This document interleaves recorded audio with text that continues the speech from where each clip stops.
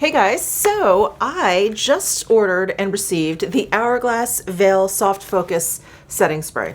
Haven't even played with it yet, so this is going to be a first impressions, but I thought it would be interesting to compare it to one of my favorite setting sprays, which is the Dior Airflash Radiance Mist. And what I love about the Dior Mist is that it gives this sort of soft focus blurring effect, which is what the Hourglass Veil Setting Spray claims to do as well. So I thought it'd be fun to do a comparison, and we're just doing a first impressions because I'm hoping to get this up on May 1st, which is the last day of the Sephora Spring event for Rouge members. Unfortunately, since I just got this, I kind of missed out for the Beauty Insiders and the VIB members. But if you find this video helpful and you're a Rouge member, you should be able to still get 20% off of this. It is still available the last time I checked. Hopefully, fingers crossed, it still is.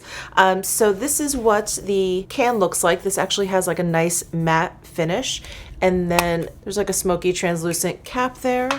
And then we have spray nozzles. So I'm just gonna hold it up next to the Dior Radiance Mist, and the bottle's a little bit bigger. So just for comparison's sake, this one is 120 mils. It is 4 fluid ounces.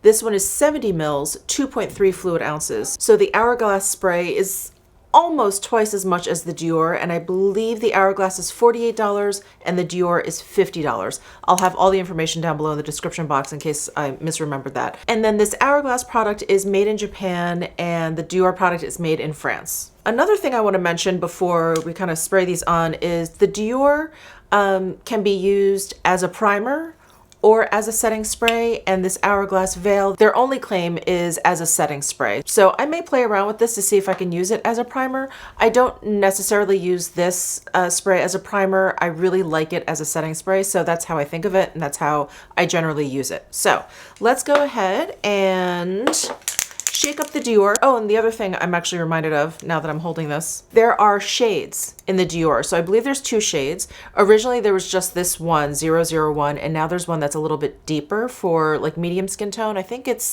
I'm gonna guess that it's 002. But anyway, there's 2 different shades. So while I don't necessarily see like a shade change on my face after I spray it, you know what I mean? I do see like on the spray nozzle, there is like a tint there. So there is definitely some coloring to this mist. So I don't necessarily notice this, or maybe it's just very, very close to my skin tone. All right, so let me hold up something for the left side of my face. I think what I'll do actually is just kind of cover my nose. I'm gonna focus this on my cheek area and a little bit on the forehead.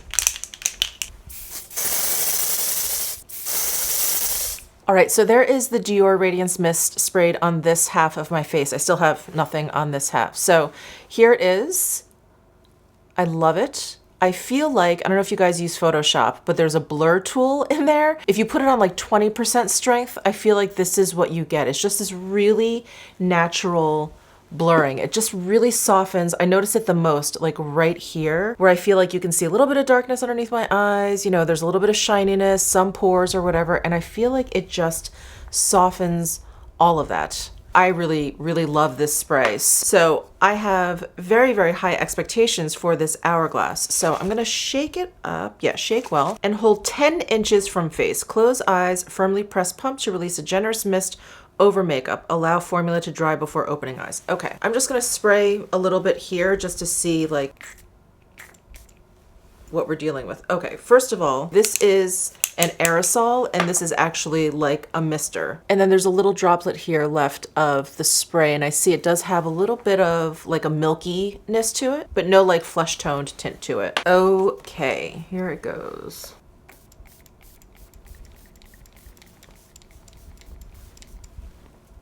I'm waiting for it to dry before I open my eyes per the instructions. Okay, I will say that I like the aerosol better. It's just easier to use, but I would imagine that this is probably better for the environment. The mister on here is very nice. It's very, very soft.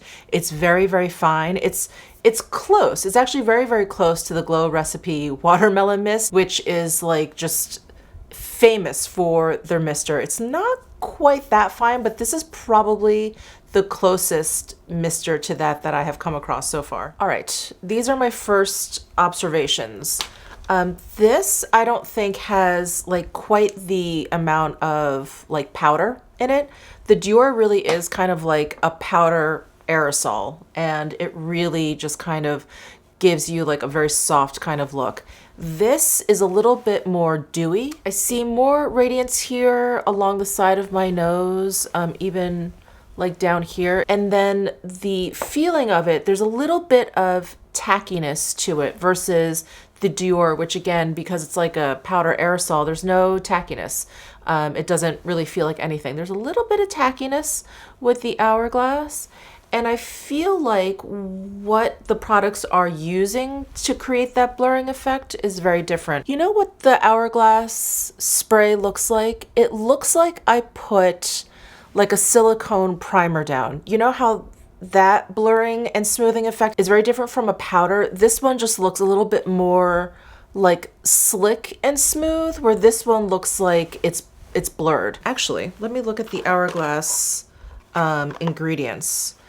Water, something I can't pronounce, glycerin, dimethicone. So dimethicone is the 4th ingredient. So I feel like that's what I see right here, is that kind of like silicone kind of smoothing.